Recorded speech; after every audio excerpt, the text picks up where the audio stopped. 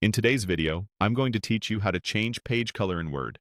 By the end, you'll know exactly where to find the setting, how to preview options, and what to keep in mind so your document stays readable and professional. First, open your document in Microsoft Word and look to the ribbon across the top of the window. Find and select the Design tab. This tab is where Word groups many layout and appearance controls, and it's the home for the background options you need. On the right side of the Design tab, locate the Page Background section and choose Page Color. When you click it, a color palette opens. Don't worry, you're not committing yet. As you move your mouse over the swatches, Word previews each color live on your page so you can see how it looks with your content before you apply it. Now, choose a color. Theme colors are designed to coordinate with the overall theme of your document, so they're a safe pick if you want a polished, consistent look. Standard colors offer familiar, fixed hues.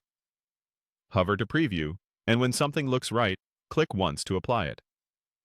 If you're working with a lot of body text, choose a light tint so your text remains easy to read. Subtle pastels often work well for reports and handouts, while slightly richer tones can make covers or title pages stand out on screen. A few practical tips as you pick. Think about contrast. Dark text on a pale background is the most legible combination. If your chosen background is deep or saturated, your text may be harder to read. It's also helpful to zoom out and skim a few paragraphs to judge readability across a full page, not just a small section. If you change your mind, open the Page Color menu again and select No Color to return to the default white. Page color applies to the entire document in most cases, so it's best for creating a consistent look across all pages. Keep in mind that page color is primarily for on-screen viewing and PDFs. Many printers ignore background colors by default to save ink, so a printed copy might come out with a white background unless you enable background printing in your settings.